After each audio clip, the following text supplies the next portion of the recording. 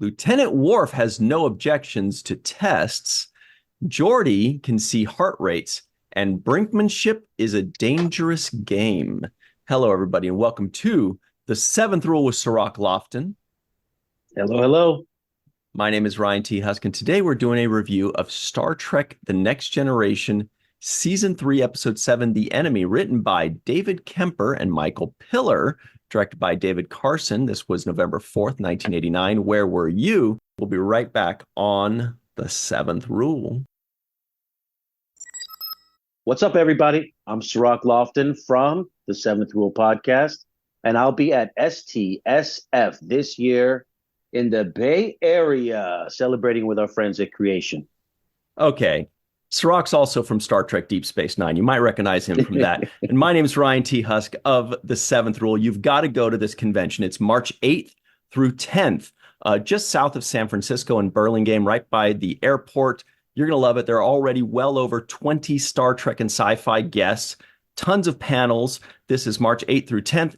CreationEnt.com. That's CreationEnt.com to get tickets and to get your hotel. We can't wait to see you there.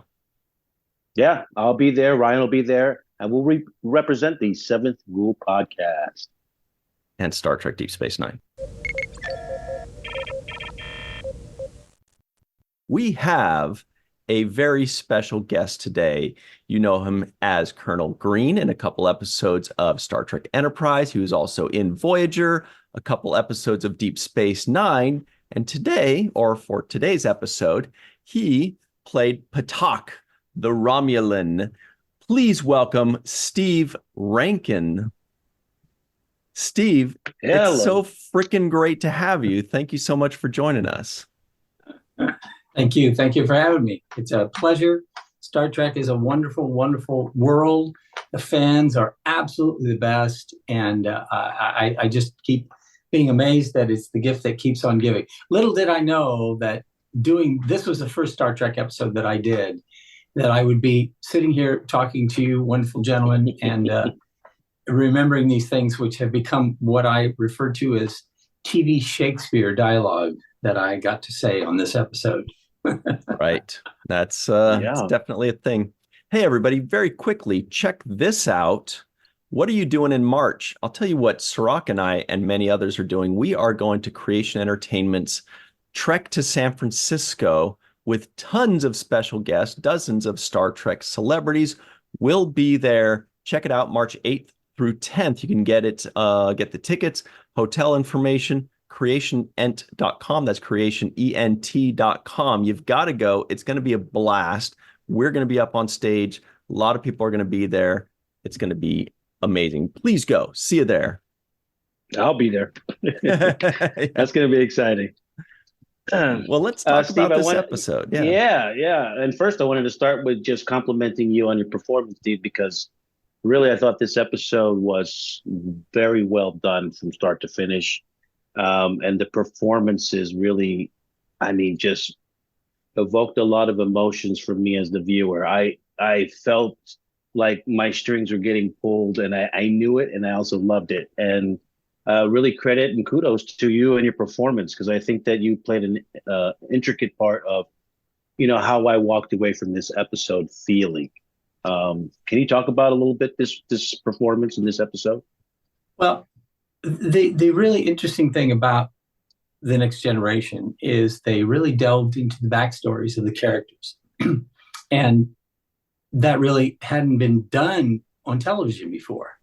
Procedural dramas and courtroom dramas, of course, they have some history where they go back into things. But that's why I think Star Trek is it hadn't been on the air for 20 years when The Next Generation came on. And they did something different in which they went and they told the backstories of these people. They weren't just people on a ship. Mm-hmm. And that's why I think they got the actors that are involved that have done these Star Trek things, because the language it's different. I refer to it as television Shakespeare, but it's loaded with it's technical things, of course, but then it's loaded with a lot of energy and emotion. And in this particular episode, it was the first one in which a morality issue had to be dealt with. and that was Worf's decision to not give a transfusion to the dying Romulan that was on board, and that was a big deal for them to do at the time. And so, it wasn't unlike, you were moved by, which I'm really grateful for, and I was too whenever I'm watching it, because they suddenly got very quiet. It was just a different kind of feeling of a show because the stakes were pretty high. They didn't want to risk inciting the Romulan fleet to start an attack again, to open up the wars again. And so actually letting somebody die and at the same time having somebody save a life happening at the same time, that's pretty powerful stuff. Yes. Yeah, that was what moved me about the episode. Michael Pillar's fingerprints all over this one. You can feel the layers and also the multiple plot lines as part of the driving force behind the tempo. But what was it like also with David Carson? Because I think this is the first time we see his name in the credits, at least I can remember. And David did the pilot episode of Deep Space Nine and The Emissary, and I really love his directing style. I think he's really brilliant. Can you talk about working with him? Yeah, well, first of all, it was great because he,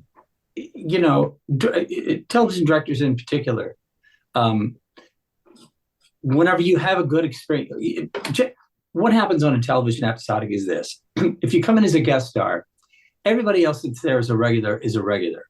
The director is also a guest star. He is coming in and functioning really just basically the same way that I am, or any guest star. And so he has control over it, yes, but at the same time, he's trying to find his way among these characters that he may or may not know, and also with the producers that are guiding him to do things in a certain way. And I think he really found a good home there because he ended up directing quite a few things. And I was on the pilot of Deep Space Nine, so him bringing me back. So when I went into the audition, he went, "Oh yeah, Steve, you were on the first one I did. You're in." So it was just great. And I subsequently auditioned for him for a couple of movies that he started directing then at the time, and he was always so gracious and so wonderful, and just smart and a really good technician too. But he really knew how to talk to the actors and respected and allowed us to do what it was that we needed to do, and then also gave us good insights at the same time. So it's really a pleasure when you've got a good director like that, because they're not always nice. You were a Cardassian on the pilot of Deep Space Nine. I was a kind, but I was the first kind Cardassian. Remember, I was a doctor. I was a medical officer, and I talked down my commanding officer, actually, saying that I refused to do something. So it was very, and trying to say compassionate. I was the first compassionate Cardassian. So. Of many. What? Not many. Talk to Casey Biggs about that. I want to say, one of the things, talking to you, you're obviously unlike this character that you play. And I wanted to ask you about getting into the mindset of a character like this, because I really felt like, oh, this is like old school racism undertones in this delivery. I think the mixing of blood or something to that effect really kind of struck me like boom. And I wanted to ask you, how do you prepare mentally to get into that kind of mindset for this role? And also, do you use the makeup as a crutch or of some sort to help you, something that helps you get into the character? Well, you can't avoid it. When you get in the chair with the Westmores, Mike Westmore, which is this is the first time I'd ever, well, no, that's not true. I was in Alien Nation, in which they put the whole head over your head. That was the first,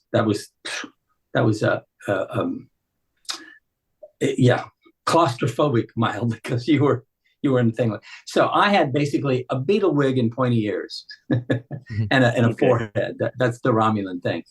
So you get there very early in the morning, like at 4:30 at 5 o'clock. You sit down in the chair. They get you hot towels. They get you all relaxed. And then, Mike Westmore and his crew, they were just so great. They made the ears for you, made all the stuff, said, this is how it's going to look. And then as you sort of sit there with your eyes closed for a while. And when you open them up, you go, oh. And it's something like that. The very, very good point is, and in working the theater, this is another thing that I always tell whenever I'm directing, tell actors. I say, let the makeup do the acting for you. You don't need to do a whole bunch. What you need to do is be able to tell the truth of the lines in the story. And so the way that this was laid out with this conflict and this issue between these two races, it was very Shakespearean. I say it's Shakespearean, that he comes and he gets in my face and he says, I need to be able to give you a transfusion. And I pull him close to me and then I remember grabbing Dorn's his little gold thing that he had across his chest and grabbed it. And then he grabbed my wrist and I pulled him close and whispered into his ear, I would rather die than pollute my body with Klingon filth. Ooh. And it was tough. It was cold, man. It was cold. And when you got a wonderfully written line like that, you don't want to race through that. You want to lay it in and make sure that it's heard. And it was very, very, very interesting. My wife always says this. She says, you're such a cream puff, and I play a lot of bad guys. and so people think I'm a tough guy, but I'm not tough. I scream and run the other way if there's any violence or anything. I don't know. You sounded pretty tough when you said something to the effect of dying it with my hands on your throat. Right? Oh, yeah. I was like, that's a really good line, too. This was not a character that was fighting to live. This was a character that was fighting to fight until death. Yeah, that's right. Yes. Yeah. And they when I was in sick bay, they had me in this on the table. If I can tell a funny anecdote, I don't know whether. They might enjoy this. Now, Jonathan Frakes and I had been friends for a while before I done. That was going to be my next question. If you knew anybody had a relationship. And so I had I had actually been at a party with Jonathan, a little dinner party in Santa Monica with some friends. His wife was there and some other people. And so, and this was like, I don't know, probably about a month before I got this job. And so all of a sudden I got out of makeup, went to my trailer, and all of a sudden, boom, boom, boom, boom, boom, pounding on the door. I opened it up and I said, okay, I'm coming. I opened it up and said, Rankin, you're in this show. I went, yo. I said, yo. I said, yo, thanks for giving him a tip about me. He goes, no, man, you did this on your own. You did it on your own. You're a good guy. He says, come on, we're gonna have some fun. So now I'm in sick bay, and I'm laying down, and they've got me strapped into the thing, and I can't move my arms. It's across my chest, so I can't move. And Picard comes in, and then Frakes walks in afterwards, and he goes, wait. I can see the guest stars not wearing a dance belt. Oh, because you're in these union suits, and because I was trapped, I couldn't cover in the appropriate place, and was very nervous. And of course, we all started laughing a lot, had a very good time. So that sort of set the tone for how we were going to be working. And I suddenly saw how much of a blast they had when they were doing this stuff. They all loved working with each other. And Jonathan was so gracious, because there was one point also, he said, hey, Rankin, want a break? Come on, I want to show you something. So we went to another studio, and it's where the bridge was. And so we go in there, and it's all dark. And Frakes gets on the phone and he goes, hey, it's Frakes here. Can you turn the lights on in Studio 4? And so some lights came on, and he went, there it is. And I looked up, and it's the bridge. He says, go up there. And he says, the seat was there. So I sat in the seat. He says, makes you feel like you got a big roll. And I said, yeah, it does. Back to that dance belt thing. Yeah, back to that dance belt. Wow. Oh, wow. Yeah, so good guy. Those are great stories. We love to hear about, just the camaraderie, because you could feel it in this episode. I felt the camaraderie in this episode. There was something about the way, I don't know, the feel in this particular episode reminds me of the overall feel of what I think of when I think of Next Generation. I think this is the first time it started to get there in this last couple of episodes, but this particular one, it's just, I think the way they focused on so many different characters, they gave you a Geordi story, they gave you a Worf story. Picard had a lot to do in this episode. Riker was pretty prominent. So because it was spread out so well, and I felt each performance was genuine, this episode resonates a lot with me. And then you play a Klingon, which is crazy, because I think you play a Klingon in another episode. Is that right? Yeah, in the Deep Space Nine, yes. Yeah, with Tim Russ. Tim Russ and I stole the symbiote. Right. With John Glover. Oh yeah. Right. John Glover was our boss, and it was so, we had so much fun doing that. I mean, that Klingon makeup it's intense. I mean, you really have to just sort of go to your trailer and just lay down, just chill out, because they got you in elevator shoes and all that stuff. And I think we had to speak some Klingonese too, and that was Tim Russ's first episode that he'd ever done. I recall. Oh, wow. Steve, I wanted to ask you, were you a Star Trek fan, or were you aware of Star Trek before you came on set, or were you not aware of the madness that Star Trek fans and the Star Trek community is? What was that? What was your experience like? I absolutely. I grew up watching the Star Trek because it was such a different thing that was on programming on television at the time, even though it felt like a Western in outer space. And I remember my dad, God rest his wonderful soul, his name is George Rankin. He liked watching it. And so we would sit and watch Star Trek, and it was just great.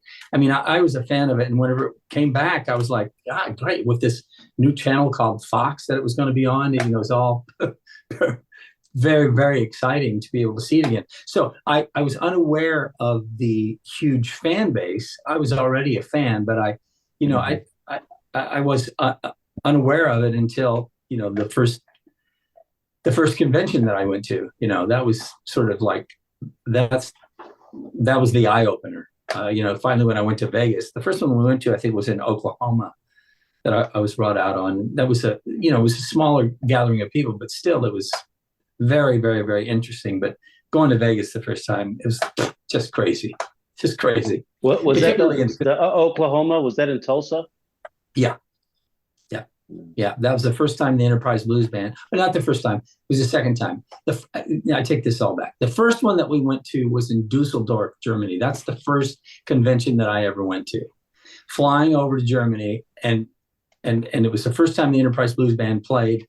We had no idea what was going to happen. They didn't know what was going to happen. And at the time, as a side entertainment for the conventions, the Enterprise Blues Band was the first one. Nobody else did anything. Tim Russ wasn't around. He wasn't doing his thing. And so we didn't know what was going to happen. Roddenberrys? Yeah. You're the first. So tell me, how did that start? Because you're the pioneer in a particular, this is an original thing now that has become duplicated by many people, including the Rat Pack. So how did you guys start? Well, it was started with Vaughn Armstrong, because he had started going to these conventions, and he said he was backstage with Bob Card, and Vaughn went, I don't know how this works. What am I supposed to do? What are we going to do?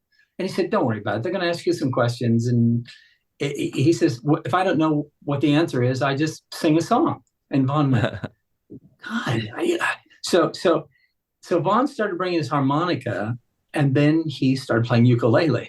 So he said he walked out on stage and, suddenly looked behind him, and it was like a jumbotron seeing all the pores in his skin, this gigantic thing. And he said he just kind of froze. And so he called me up and he said, look, this is my experience doing these things. And Bob Picard gets out and sings. He said, I've written a couple of songs about Star Trek. And so I went, okay. Well, and his songwriting ability was, he knew that I was a musician. So I said, can you help me? So I sat with him over, I don't know, quite a few sessions, I guess, listened to his songs, and they were very clever and a lot of fun. They just needed arranging and shifting around, and chord changes affected properly and stuff, because he just sort of had a melody, but he didn't really know what he was doing musically.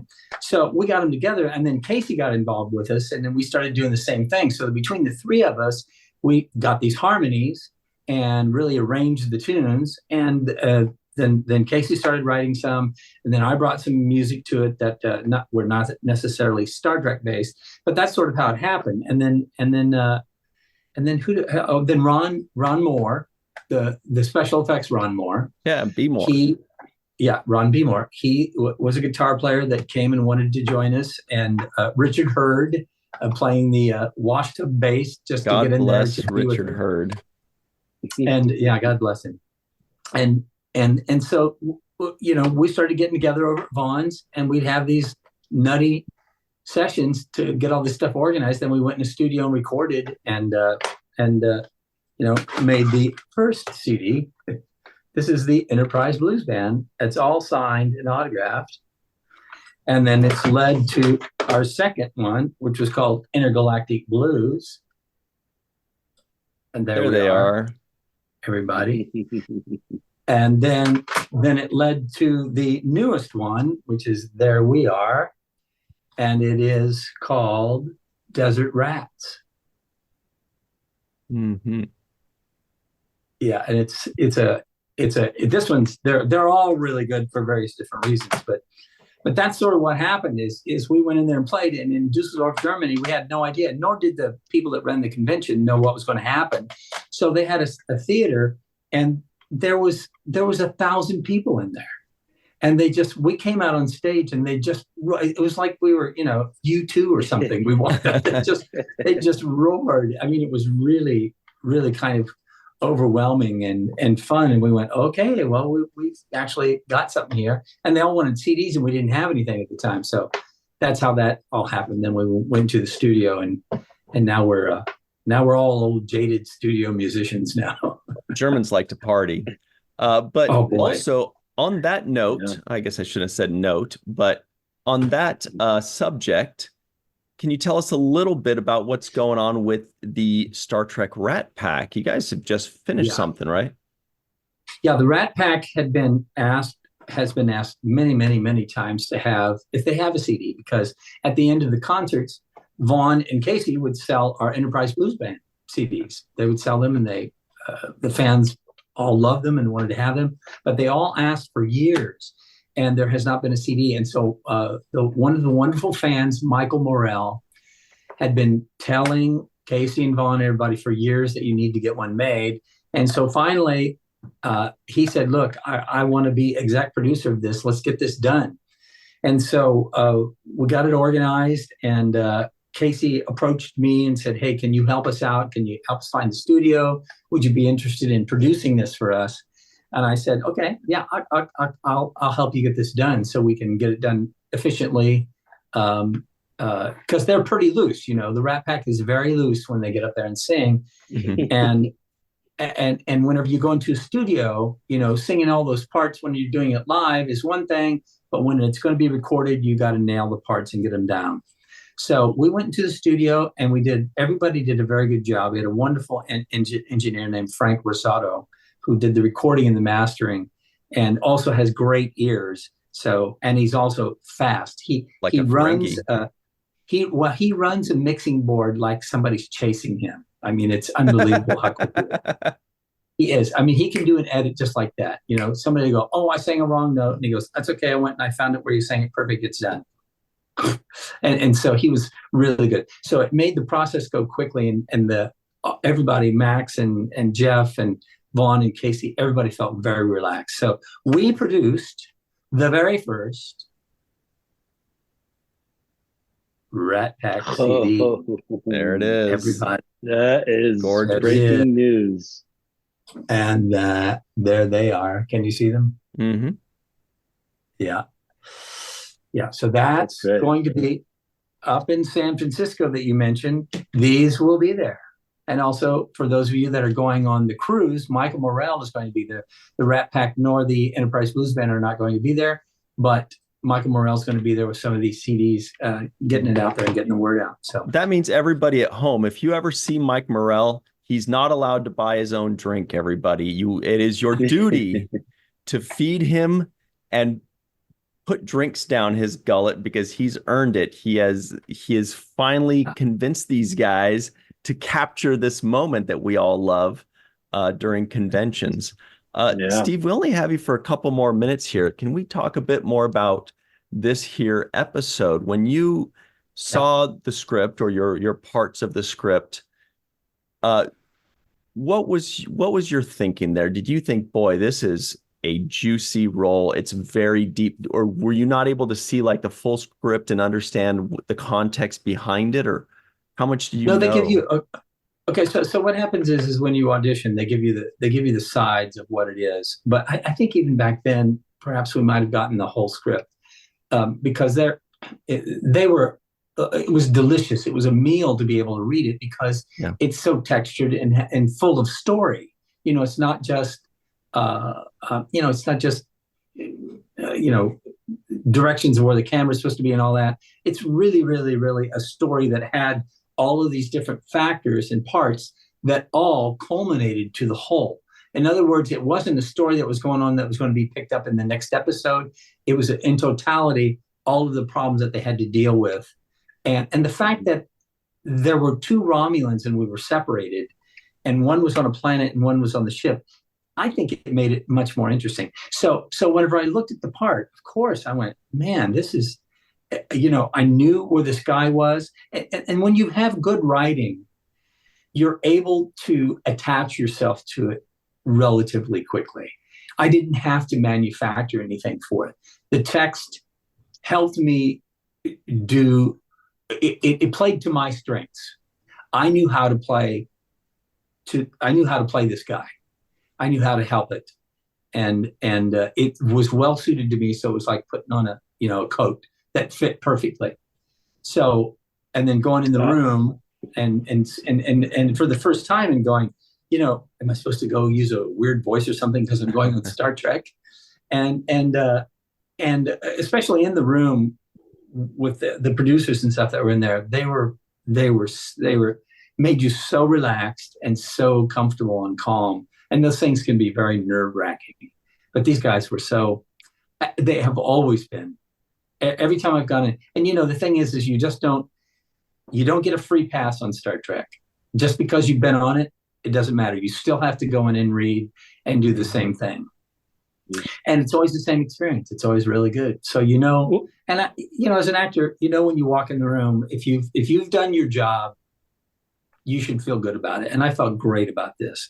First time Star Trek audition, by the time I got home, I had the part. That was wow. That was it. So that was good. Yeah. Well, no cell phone. Quick question, Steve. Was this the planet surface scenes? Were they done on location or on the sound stage? I had that question when I was watching. Me too. It was on the sound stage. Okay. Yeah. And then there was so much mud and water. I was like, how did they put that all together? Yeah. Spraying stuff. It felt really big, and I felt like maybe they're on location for this. I couldn't tell, but it was very well done because of the lighting. It kept you kind of in suspense. The whole time I was in suspense. It was very unpredictable what kind of things would happen. That's what I think really made it great. But I want to say, Steve, one of the things that we've been saying on a consistent basis as we review these episodes is when an actor does a very good job, you walk away feeling some type of way, especially when they're villains. We've said that about Gul Dukat, Mark Alaimo, and the role that he's done. It's so believable that you actually hate the guy. Like I hate this guy. Even though that's not who he really is, and you kind of accomplished that for me in this episode. I was saying that damn Romulan, he doesn't deserve to live. And there was a moment where I actually had this kind of hatred, At the same time, I was hoping that you would get saved because I felt there was a more moral dilemma there, right? Mm-hmm. I agree. I think that's what made it. That's what made you pissed off at my character a little bit more. You were going, dude, come on. If you just shut your mouth, just shut up. Dude, what's wrong with you? Shut up, man. You hate this guy that bad? You don't want to live? But and getting back to what Mark said about the bad guys, the interesting thing about bad guys, I think James Cagney said this, and a lot of actors that play bad guys, you always have to. Yes, they're a bad guy. You can't just go play bad guy. Bad guys like themselves. So you got to find out what it is that you like about yourself, about this guy. Now, if he has things that are, his behavior is despicable, like if you're going to be playing Hitler, you got to figure out some way to like this character that you're playing. You need to be able to do that. And so the justification of this guy is he's a warrior. He's a warrior, and it's a little bit like. If you've seen the National Geographic things in which a polar bear has been tranquilized, and then suddenly he's there, and then the people come up and try to. Sorry, lost you. You guys still there? Yeah. No, we're still here. Yeah. So what happens is they're tranquilized, and then somebody comes up and tries to touch them, and they go.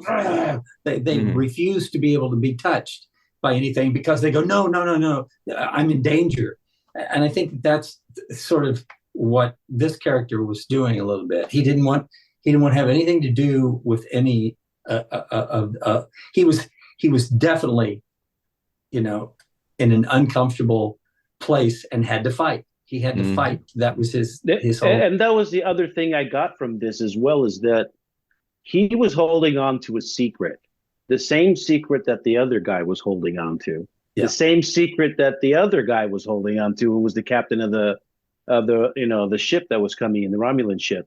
There was a secret. Whatever you guys were doing there still remains a secret in this episode. And to me, that's what I got from your character was, I'm not going to tell. And it's like a mobster who's not going to snitch on the family, right? He's like, it doesn't matter what you do to me. I'm not going to tell. I don't want your help. Let me die, And I felt like it was kind of that kind of thing because everybody was holding on. As a matter of fact, the guy who survives in the episode, he says at some point when he meets his commanding officer, he says, I didn't tell them a thing. That's the first thing he said. Yep. First thing he said. That's right. Very telling. So that was to me the motivation behind also what the character was doing. Your character was like, I'm going to the grave with my secret. I don't care what, you guys can do all the kind of probing, investigating, whatever you want to do, but I'm not going to help you solve any puzzles or riddles here. This is my mouth is shut. Mm-hmm. Prisoner of war. Right.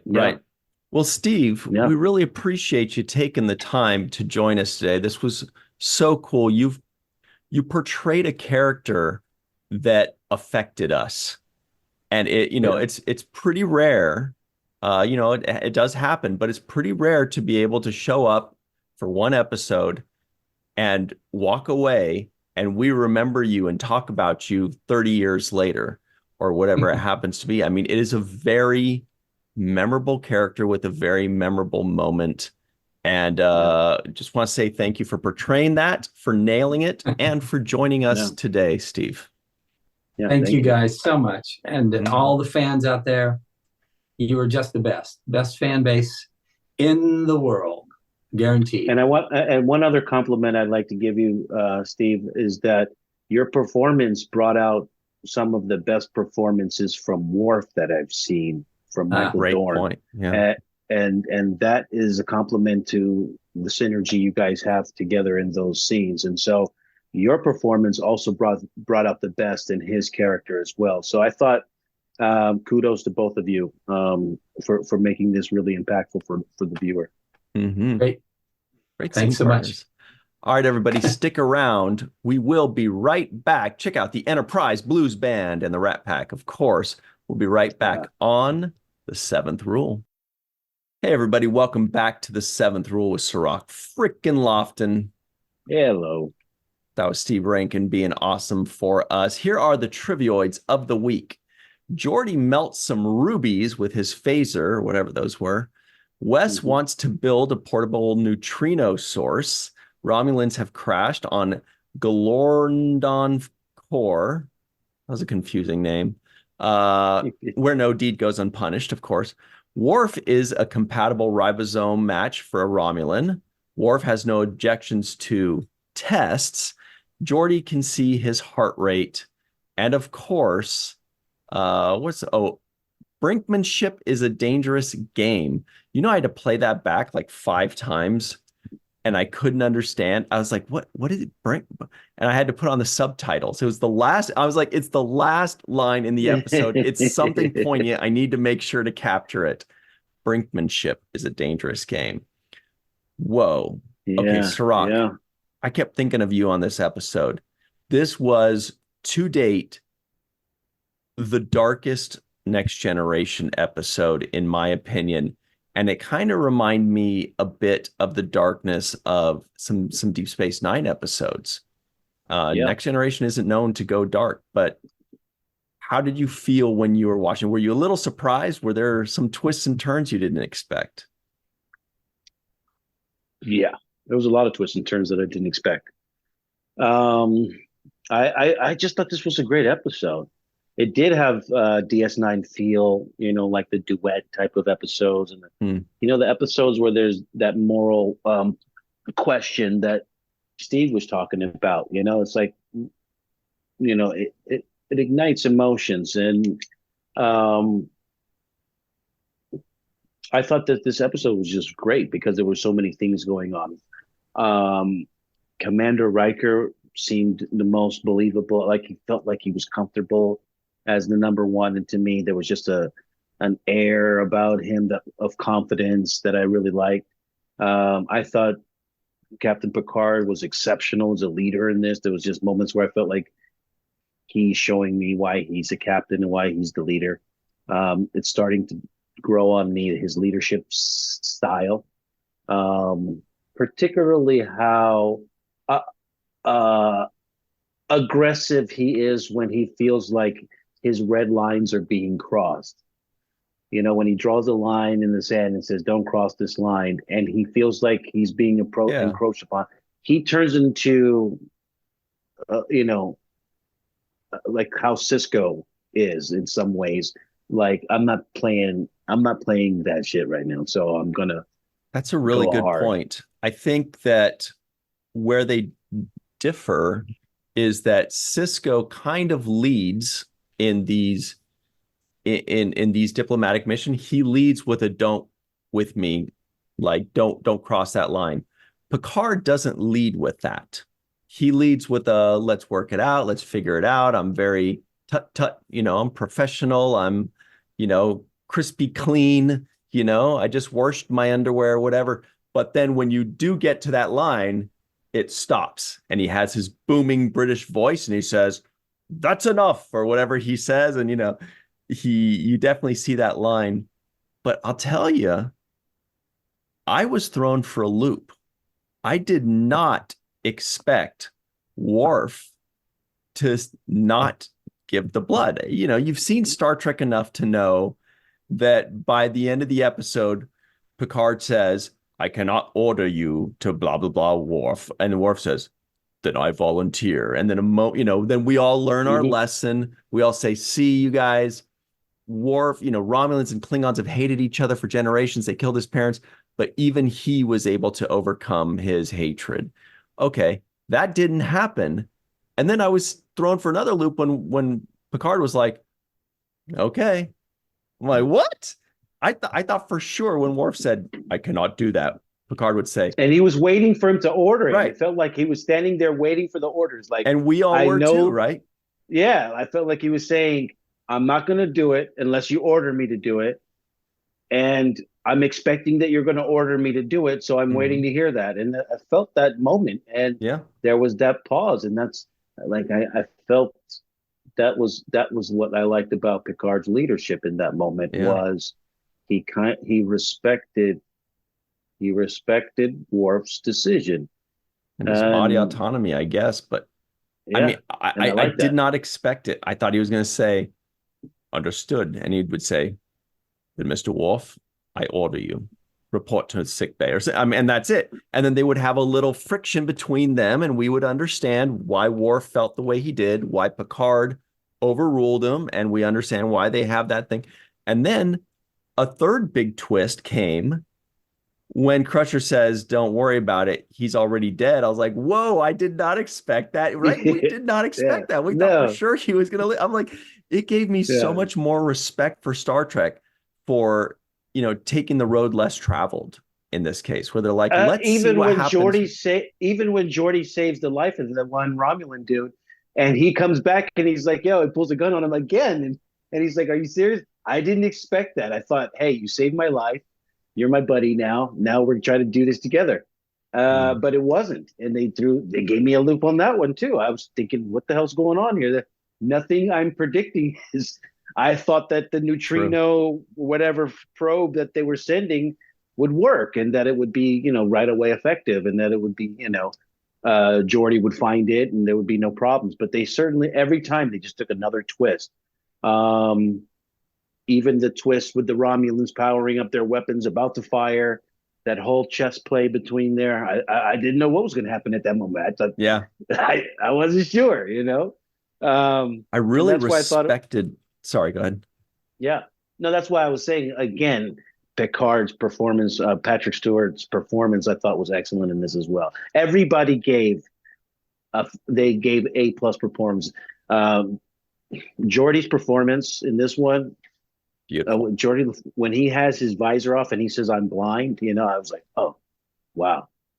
I can feel that.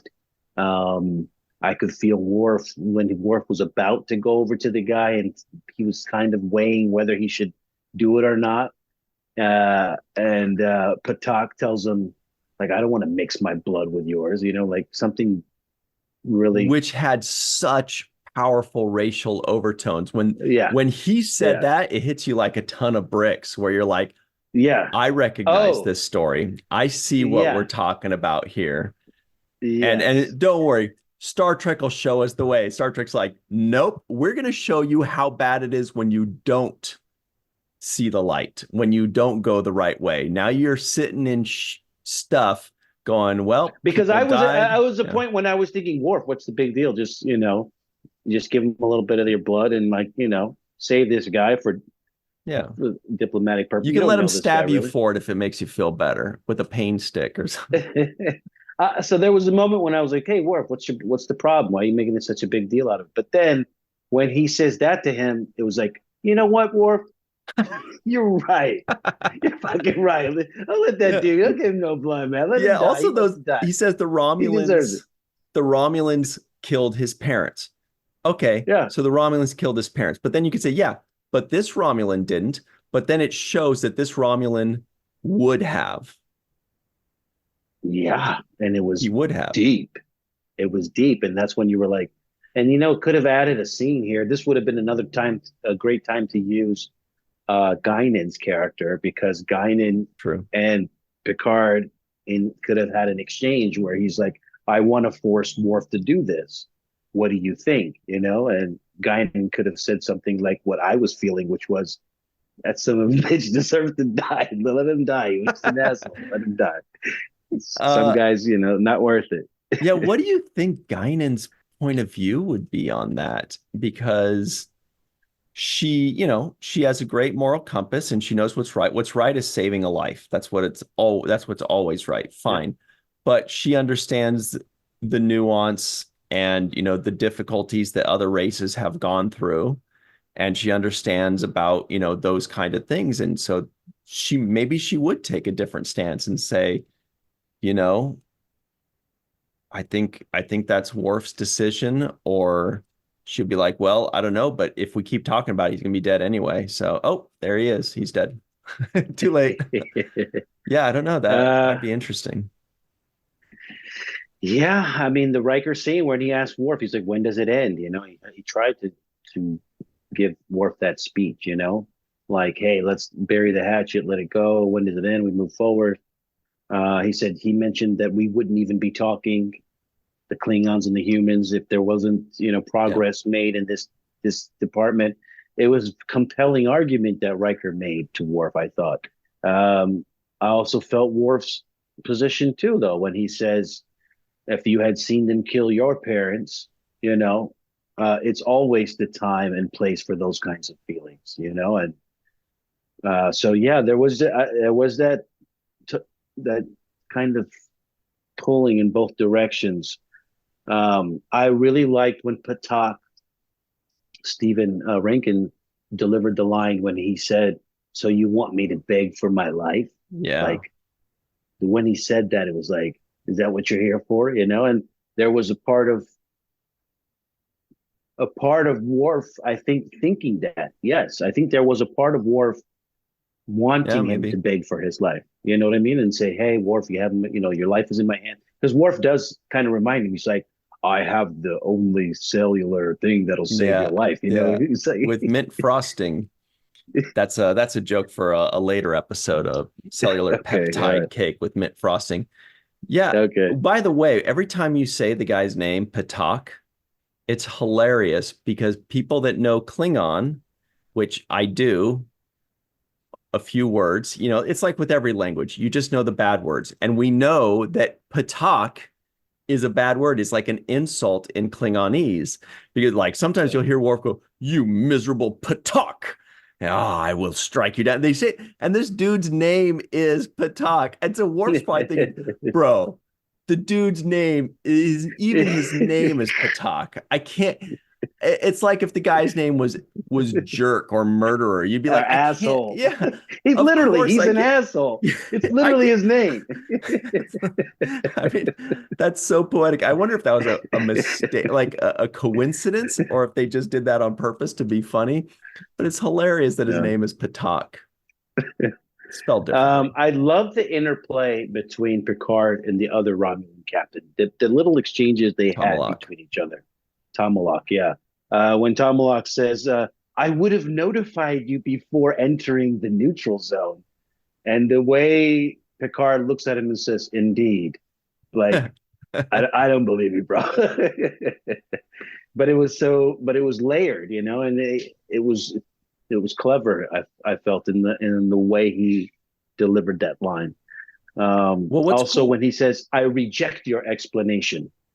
I love the way Picard said that as well. Yeah, what's cool about Tomalak is that he's a recurring character. He comes back, we see him again. And I was about to say we've seen him, 5, 8, 10 times. But I looked just now on IMDb. He's only been in 4 episodes. This is the first of 4. And that really surprises me because he feels like he's a bit more of a presence, like kind of a thorn in Picard's side. They recognize each other and he's like, Tomalak again. So it's pretty impressive that he created that kind of a reputation to a Star Trek fan as the guy that's, he shows up often in only 4 episodes. So those are 4 very good, juicy, meaty episodes, apparently. Good stuff by him. Yeah. Also want to give another shout out to David Carson. He had the pace, the flow of this episode was just popping. It just kept moving. The shots were great.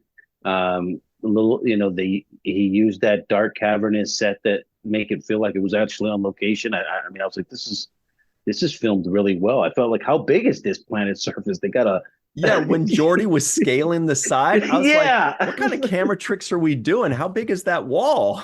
And by the way, I want to give major ups to our boy LeVar Burton. That guy's doing his own stunts. When he was scaling that wall and that camera angle, there's no way that's a stunt double. Because the angles were showing you his face, and I'm like, that's pretty cool. I mean, it's not like you're in danger of falling off a cliff, but like he is. I mean, there's some athleticism in there. You are hanging on his, and he did one where he's like slipping and catching his feet. Like, this is good stuff. David Carson's getting a lot of good stuff out of these guys. A lot of good stuff. Yeah, I mean, the whole thing really felt good. The only part, that I would say was a little bit, it's the boulder avalanche that came down. I was like, well, if you get those are that balls. many boulders, yeah. Plus, they were perfect volleyballs. Yeah, I'm thinking. Yeah, I don't think anybody's recovering from that many hits from boulders. It's not going to happen. Maybe Romulans. Maybe they're really tough. It's a boulder-free zone or something. Those guys. Yeah, but I mean, overall, I mean, I loved the tension and the drama that was up in the air. There was plenty of good drama, and the other Romulan was good too. The other who ended up living at the end. Yeah, what was his name? At first, Geordi kept calling him Commodore, and I'm like, I had to go back. I'm like, did he say his name? Did he say he was a Commodore, or is Geordi just kind of jerking him around a little bit? Hey, Commodore. Hey, champ. Hey, slugger. Yeah, I thought that was rookie. Brilliant. What was his name? Centurion Bacra. Baccarat. Yeah, Baccarat.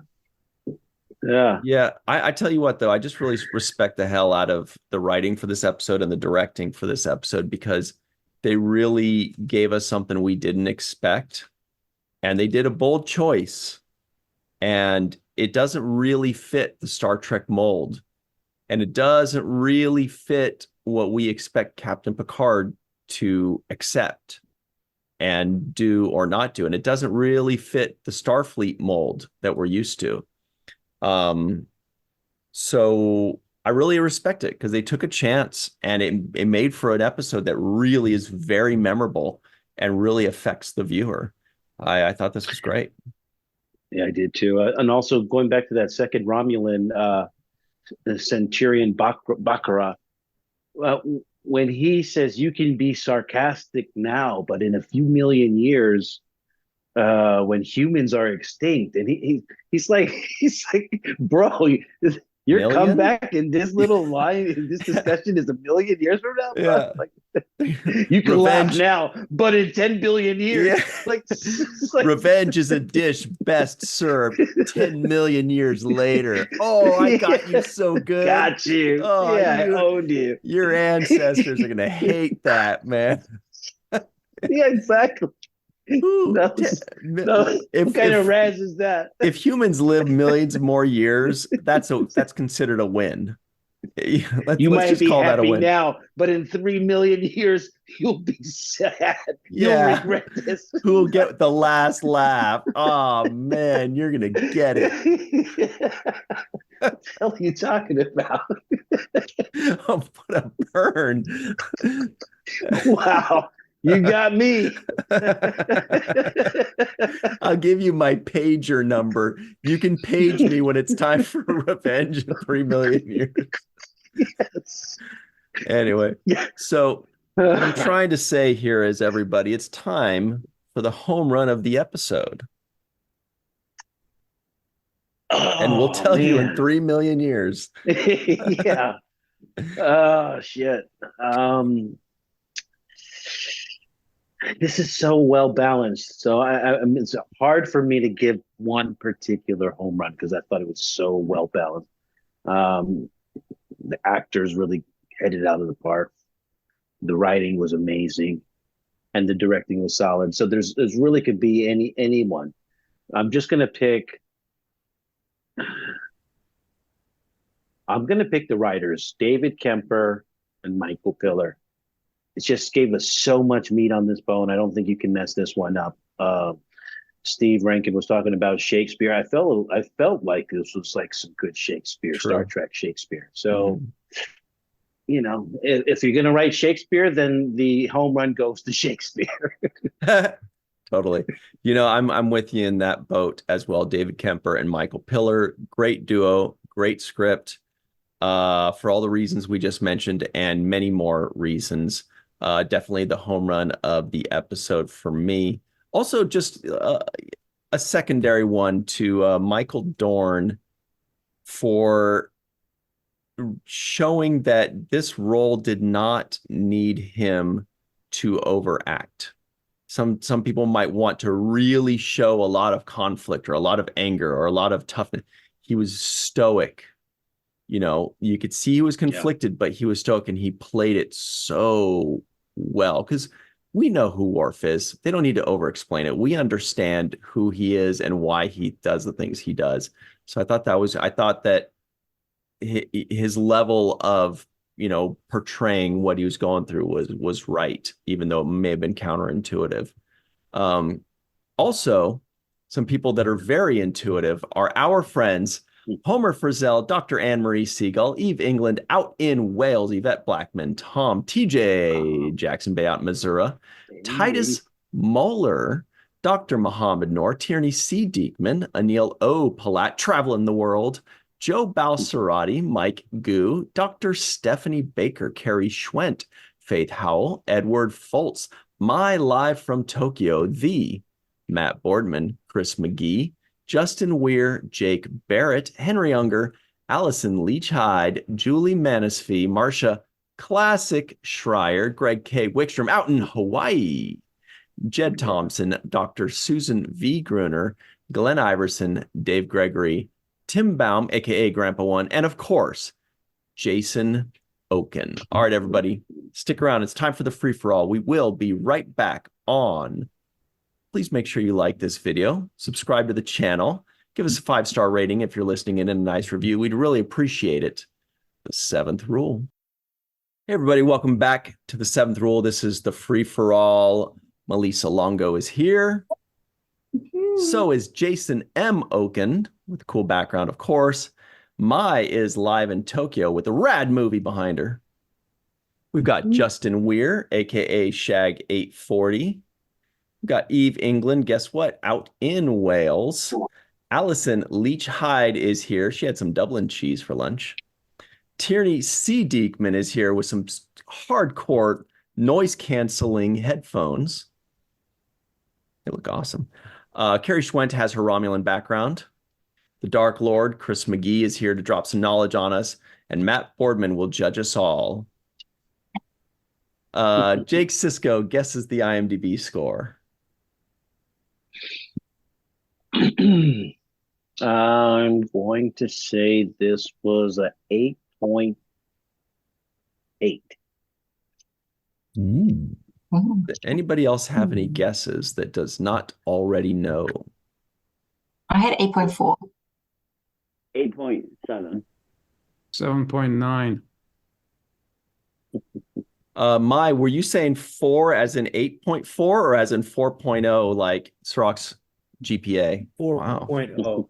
Oh, Yeah, wow. exactly. Cirroc's GPA. Wow. Wait. 4 point. Brutal. Damn. You think that the people of IMDb collectively voted this a 4?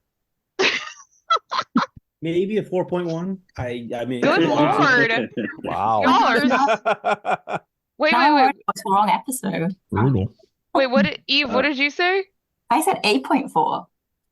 So mine's the brutal one. I'm like a Yeah. I I'm like, yeah. don't- Well, the Uh, answer is, let's check and make sure I got this right. It is 7.8, I believe. Yep, 7.8. And I don't know, I'm kind of like, what do you got to do to get an 8 around here? That was a pretty good episode, I thought. Be past Sounds like my season 3. dating life. But who Now- watches the Watchers got an 8 something? Oh, Really? let's. The Booby. only one so far, I think. And measure of Yeah, it rain. was an 8.0. And Good measure of knowledge, Melissa. All right, were there any non-appearance mentions? I didn't catch any. All right. Worf's Well, Worf's Worf's Klingon parents? parents. He did Klingon say parents, but we never. it was his Klingon Yeah. parents, right? Klingon Okay. parents. All right. Yeah. Technicality. Melissa Longo, can you get us started off on the right track, please? What do you think of this episode? I thought it was so interesting. One, the music reminded me of the Terminator, the Terminator 1. Just some of the tones in the music in the beginning, I was like, oh, this takes me back. But I thought it was an interesting look at how two groups of people, enemies, deal with each other. you have Worf and the Romulan on the Enterprise, and then you have Geordi and the Romulan down on the planet. And the way they interact with each other is so differently. And I think it had something to do with how one survives and one doesn't, essentially. So I just thought it was really interesting. The scene between Worf and Riker was really kind of powerful. Not kind of powerful, it was powerful. It had me thinking, and me wanting Worf to donate whatever he needed to donate, but I also understood why he didn't. I understood where he's coming from, and I get where that sometimes you just can't get past a certain pain to, be the bigger person. Yeah, I appreciated it for that. I learned a new word, which many of you probably already know, but it had not crossed my brain before. Brinkmanship. I knew it. And that is the art or practice of pursuing a dangerous policy to the limits of safety before stopping, especially in politics. So thanks for teaching me a new word today. I like learning new stuff. And Carrie, your background reminds me of chocolate. Fancy chocolate. Melissa, did you catch him saying brinkmanship on the first try, or did you have to play it back a few times? It took me a few times. Well, it caught me off guard. I was like, wait, what did he say? And then I did have to rewind it, and okay, I don't know that word. So I looked it up. Nice. Well, thank you very much, Melissa Longo. Jason Okun is here with his cool The Enemy background poster. What'd you think of this one? Well, I see this basically as one of those quintessential next-gen episodes. Nearly everything seems to work. We have multiple storylines that come together and in somewhat of a seamless way to give a pretty entertaining hour of television. We have a very basic Star Trek premise. When enemies start working together toward a common goal, they stop being enemies, unless it's Worf. We have a ticking clock and a kind of very next-gen technobabble solution proposed by Wesley Crusher. So everything is a little formulaic.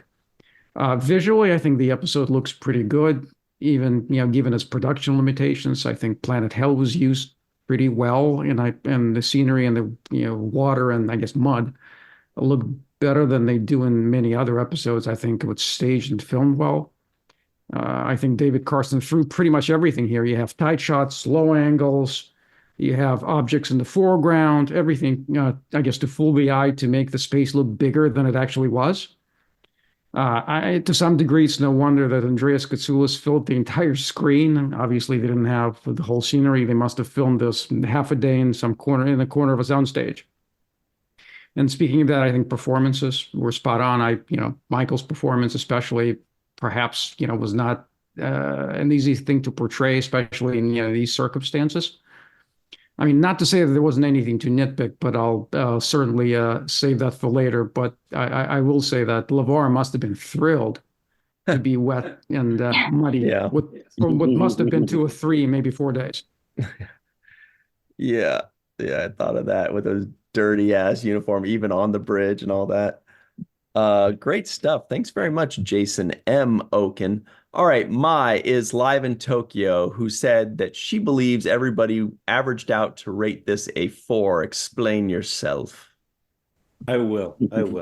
It's an episode that leaves me with very strong feelings, I have to admit. But before I get into that, I'd like to note an inconsistency I noted between Picard's words in this episode and those he spoke 3 episodes ago in Who Watches the Watchers.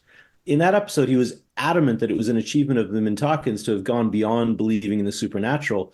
Yet in this episode, when he's speaking to Worf, he says, I have to weigh the good of the many against the needs of the individual, doing his Spock, trying to balance them as realistically as possible. God knows I don't always succeed.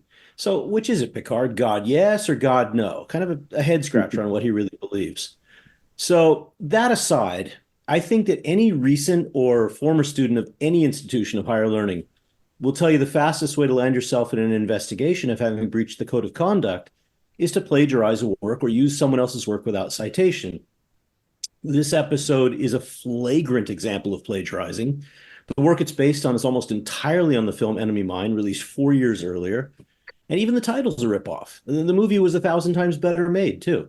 So I'm reminded of Coming to America. See, they're McDonald's and I'm McDowell's. They got the Golden Arches, mine is the Golden Arcs. They got the Big Mac, I got the Big Mick. Or referring to this episode, see, they're Enemy Mine, I'm Enemy. They've got the Drax, mine is the Romulans. They got a spacecraft, I got a space vessel.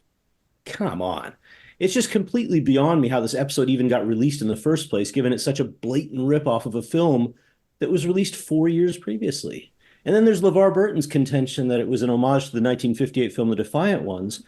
It's utterly laughable given the very much more recent Enemy Mine featuring a human and an alien stuck on a hostile volcanic planet needing to help each other to survive.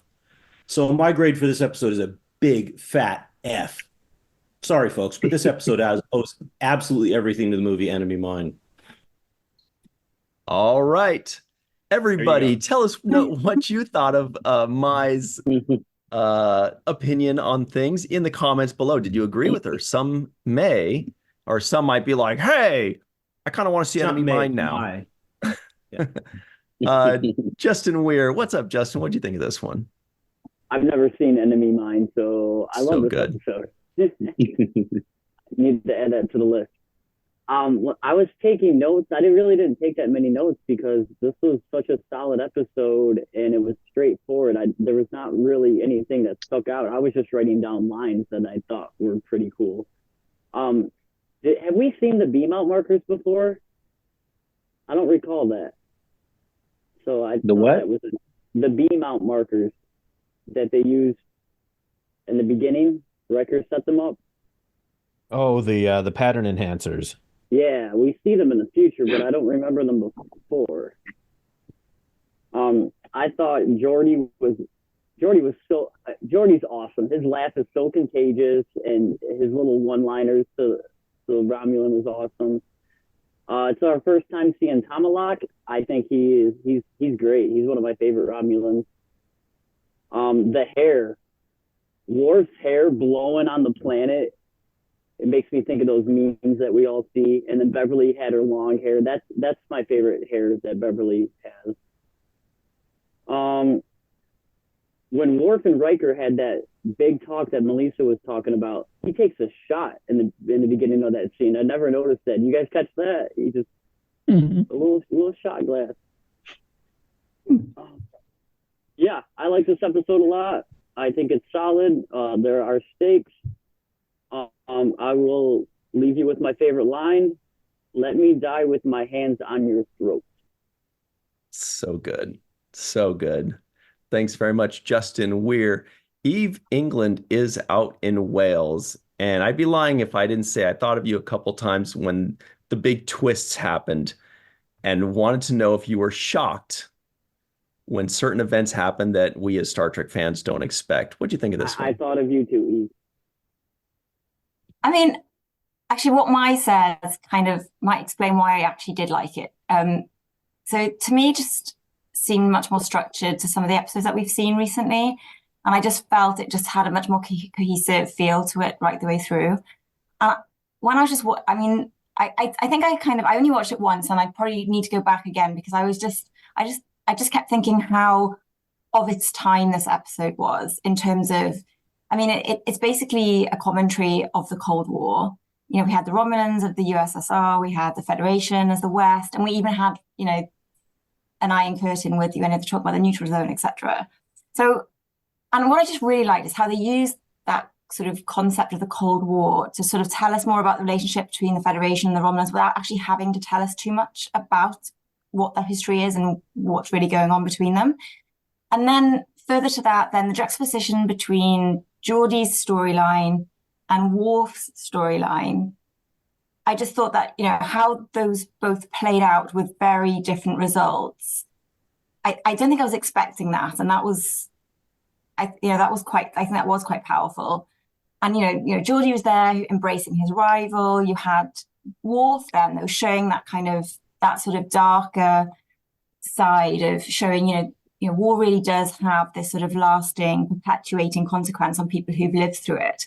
So I really liked how they kind of worked that together. And then even at the end, when Picard was kind of making his decision about what to do with the Worf situation, I just thought that was just a really good way of bringing all of that thematic stuff together, because it's an observation, or the way I read it was an observation of how sometimes you just have to let individuals make a choice against the state or the powers that be, because there's that fine line between tyranny and democracy, etc. And that's not always the greater good is the best way, and that can lead to other bad things happening. So I thought that was really interesting.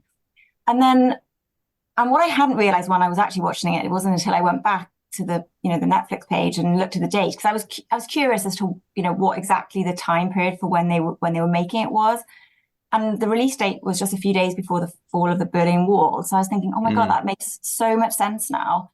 And I just thought, I can just imagine how much more powerful this episode would have been had you been watching it when it was originally being aired, because I found it quite powerful from that historic perspective, and the synergies just seemed really stark when I was watching it, and kind of almost distracted me from everything else. But I can imagine that it was so topical, and there were so many emotions there for people watching it. So I just thought that was really interesting. So yeah, for that reason, I just felt it was one of the better episodes I've seen in a while. Mm-hmm. Great stuff. Thanks very much. Eve, England, out in Wales. Allyson Leach-Heid is here wearing an awesome Garrick's shirt. Garrick's Clothiers. There it is. What do you think of this episode? I like this episode because it is a great vehicle to see Geordi's character. Much better than the previous episode. So I like this episode because of that. Sorry.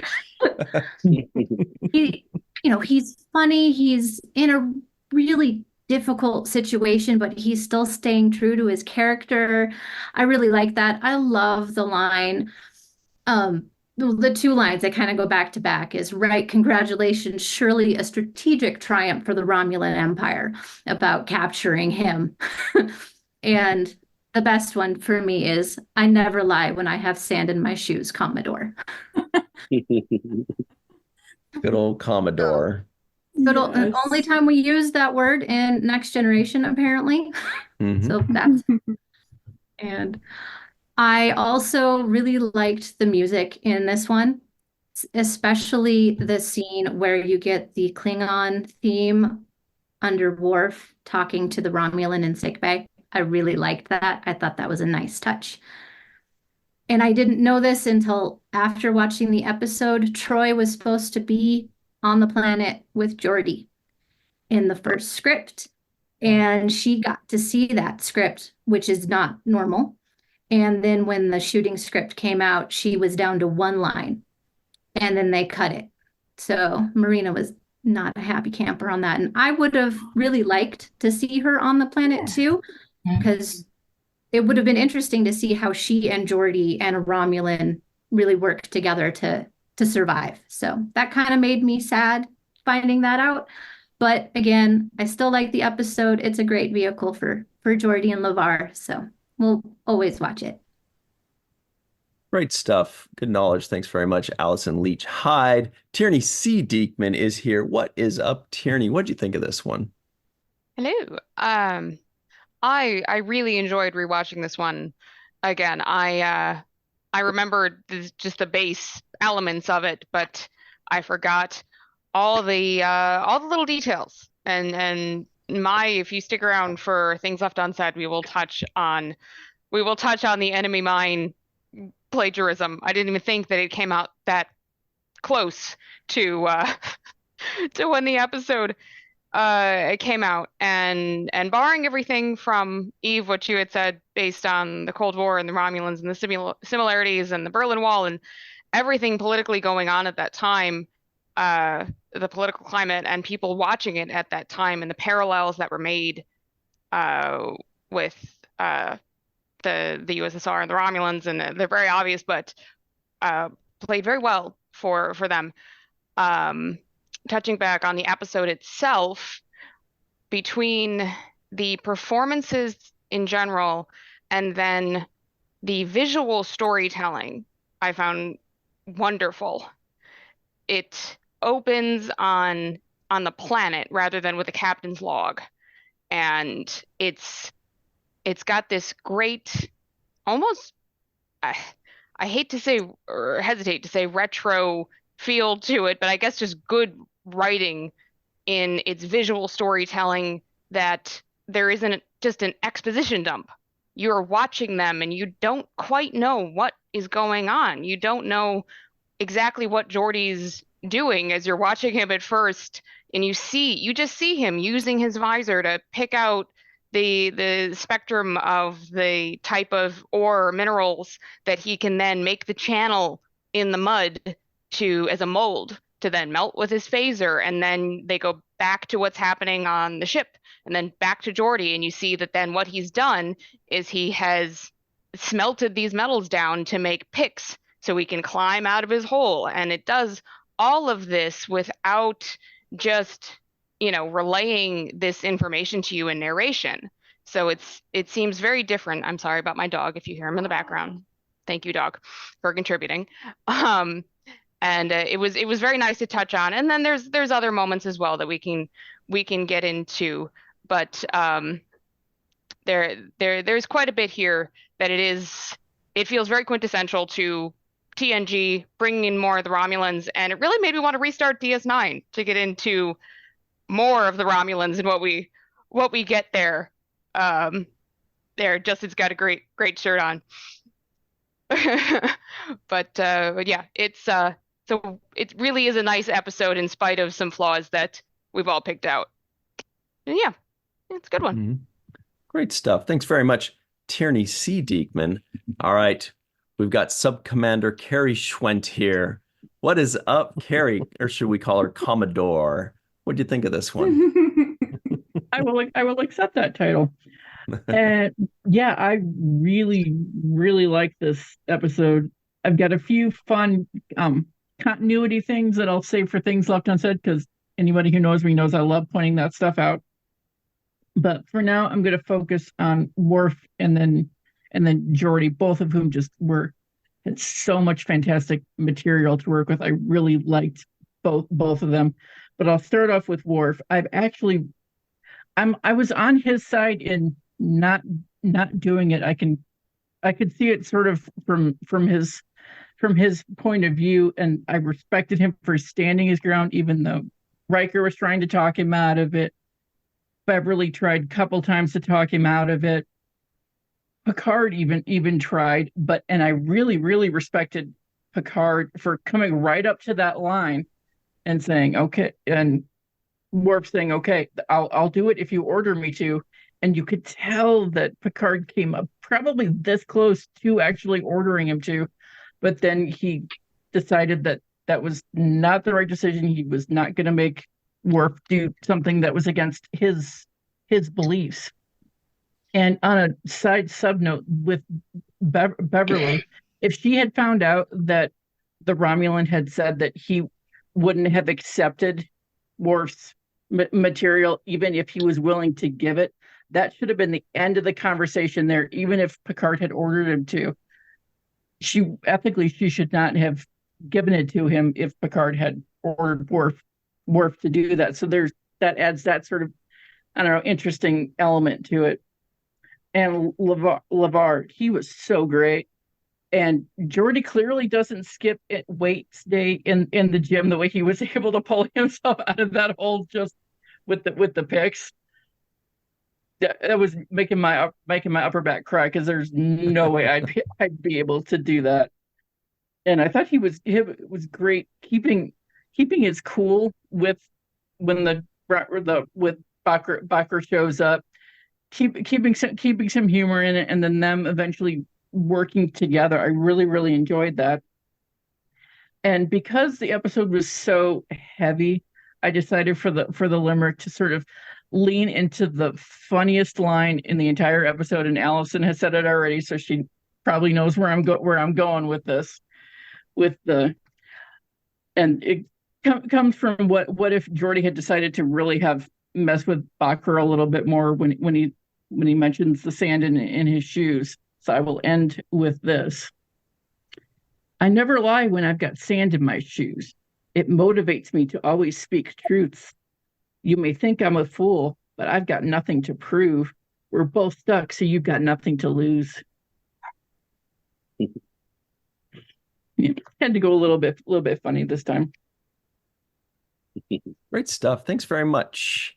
Carrie Schwent. People are calling you Commodore Schwent. I hope you like the ring of that. Sounds cool. I like it. Chris McGee, the Dark Lord, is here. What's up, Chris? What'd you think of this one? Oh, I think it's a fantastic episode, of course. Got some great storytelling, good moral play in there, to stuff to think about.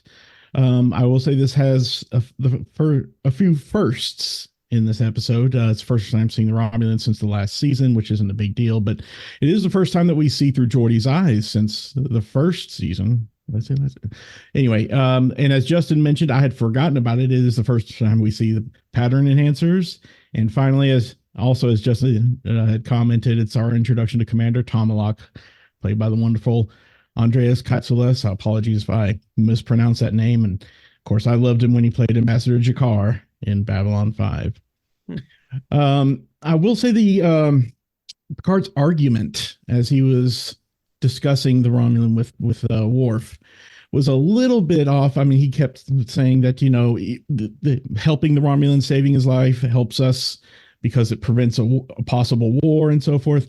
But I'm wondering, well, what if Worf wasn't there? What if there were no compatible donors on board the Enterprise? Then the Romulan would have died, right? So I'm just wondering, playing that little what if game in my head. But I still, as I agree with Commodore Schwent, that having Worf stick to his guns, refusing to save the Romulan's life, was a bold choice, and I think the correct one, rather than going the trope of, oh, everyone's happy, everyone lives at the end, and so forth. You know, no, that life doesn't always work out that way, and especially with Picard almost ordering him, but knowing that if he did so, it would violate some measure of trust between he and Worf, and maybe harm their friendship, which of course just goes on to grow as the series goes on. The some kind of for the episode, we do have one. The Forge, as he's flipping his visor around, says, "I must be having some sort of polarity shift." Excellent. And Allyson stole my memorable quote. It's the one that I do remember over the years, but that's okay. I got backups, and the one I'm going to go with, Melissa alluded to it, and that is, brinkmanship is a dangerous game. Thanks very much, Chris McGee. The Matt Boardman is here. What's up, Matt? Is this one of your favorite ones? What do you think? Well, frankly, this is actually, I really, really love this episode, and I particularly enjoyed watching it this time around. I was impressed by the overall production value. Like has been mentioned before by some of the others, you know, the use of Planet Hell in this way, it felt bigger. You know, like I think Jason was commenting on how, you know, some of the angles and perspectives and stuff that David Carson used made it feel so much bigger. I also attribute some of that to the sound mix guys. Make it, you know, things are echoey and stuff, and you gotta, I with all the atmospherics and everything like that, I got a sense that they were actually on an alien planet. It was kind of like, I kind of felt for the first time that they weren't really on a soundstage, even though we know that they were, but everything kind of combined to make it feel a lot bigger, and added to that production value. But one of the things that I love the most about this episode is that we are reminded that, you know, I mean, we've watched 2 seasons and however many episodes we are into the 3rd season of Worf, and in some ways he's felt very human, right? And we watch these episodes through our own human perspective, and we want, you know, these are our heroes and we want them to do the right thing and everything. And then Worf makes a choice here that is not what we would expect. And you know, I'm sure many of us know that even Michael Dorn at the time was like, "You're going to kill my character. Like, the audience is going to hate me for this choice, because it's not the happy-go-lucky, you know, we are Starfleet choice that you would expect at that moment." But I love it for that. And it's one of the reasons why I love Deep Space Nine so much, because and I've seen this question asked by a few people, is it's like, okay, so the Federation comes in and they're running Deep Space Nine, but if you notice, all of the consoles, all of the displays, they are still in Cardassian, right? Well, why not change it to the Federation? Why not change it to the LCARS format or whatever? And that's because they are not in a Starfleet facility. This is a facility owned by the Bajorans. And so I love those opportunities that we get to view life in Starfleet through the lens of another culture. And in this case, the Klingons. I mean, and that was exactly my experience. I'm like, oh, it's Worf, he's part of the crew. Oh, wait, no, Worf he's Klingon. And I can understand that, and it made me think today. I was like, I've lived my life in a certain way and I've had certain things, and we are all products of the environment that we grow up in. And so we tend to judge things based upon our own personal experiences. Well, that's not what I would do in that situation, because that's not how I was raised, or these are not the experiences that I've had in my life. But then you have those moments that you have to stop and examine a situation through the lens, through the eyes of somebody else, and how they would respond in that situation. I mean, I was even looking at the Romulan as he's sitting there and he's dying, and he knows that he's got this opportunity to save his life, and instead to him the honorable thing to do was to say, basically, get the F out of here. I don't want your filth inside me. I'd rather die than have Klingon filth inside of me. So I love that aspect of it because it made me think. And then just one last quick thing that I thought was really impressive. This is the Picard squaring off with Tomlock was really, really, I love those interactions. And I think this is where Picard is at his best, is that brinksmanship when he's weighing things. But there was a moment where he's talking to Worf and he walks up to Worf and he's telling him, like, he's pleading his case, like, this is for the good of the Federation. And when Worf says no, Patrick's performance right there, he sits there, but you see, I don't know what he's doing to his face. There's just a change, and you can see that there's extreme disappointment. It's like there's a range of emotions that he's experiencing in his mind that I'm like, oh man, that would so be me. If somebody told me, like, I'm pleading with you to do this, and they said no, and he keeps his composure, but his face just says everything. And as he sits down, you see it too. And then he's just all business, and then he just dismisses it. I'm just like, that was such a great performance. So yeah, I love this episode.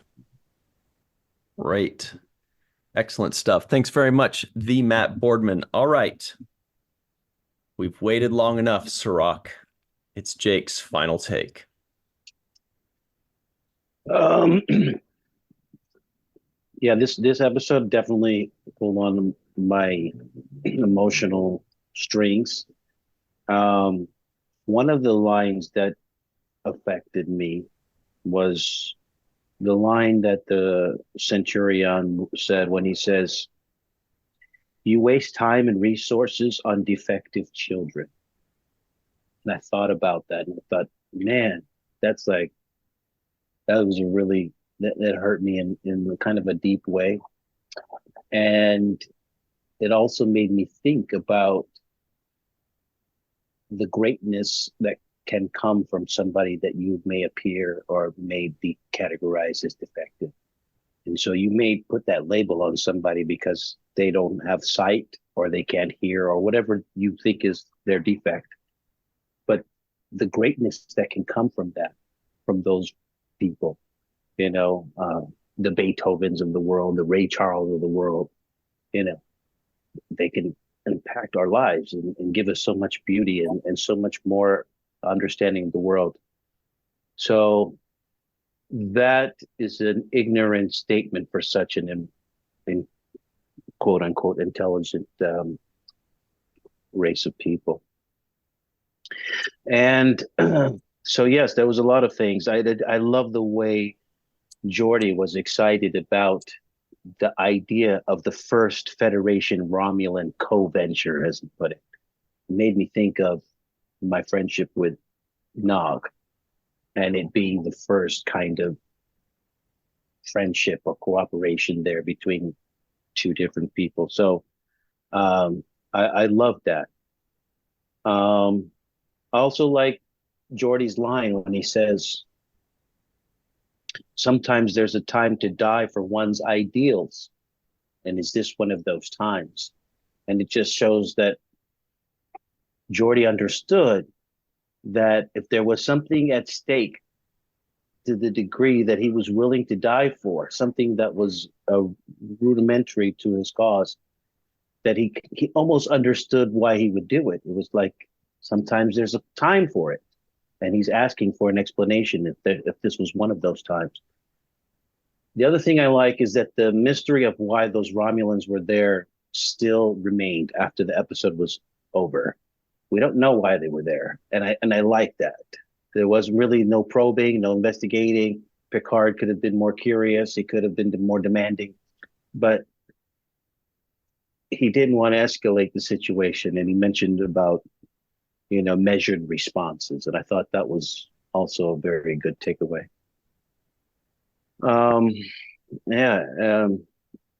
Overall, I just really liked the episode because it did have the DS9 feel when it came to those kind of moral plays that you have to make, those walking the lines of right and wrong that we always have to do, or what you perceive as right and wrong.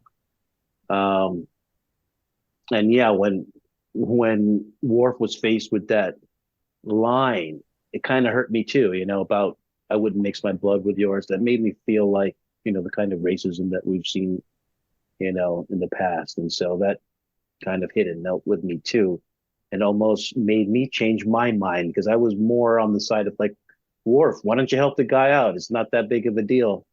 And then when that line came, it made me think, you know what? It almost gave him justification. It made me feel like, you know what? This guy doesn't deserve to be saved, So that was really one of the great writing. Was some example of the great writing that was in this episode. I thought this episode was just very well written. Michael Piller, mastery of just, storytelling. He has that ability. And I also like the fact that all the characters got a part to play in this episode. They really used a lot of the characters very well. So yeah, the rest of my stuff is more things left unsaid stuff, little nitpicks here and there, but for the most part, just a really good episode for me. Wow. There's so many more layers to this. All right. Thanks, everybody. That was a lot of fun. Thank you to Matt, Chris, Commodore Schwent, Tierney, Allyson, Eve, Justin, Mai, live in Tokyo, Jason, Melissa, for myself, for Cirroc Lofton, for Melissa Longo, and Mr. Aaron Eisenberg. Thank you all very much for joining us. We really appreciate it, and we will see you next time. Until then, always remember the 7th rule. Oh, and watch Enemy Mine.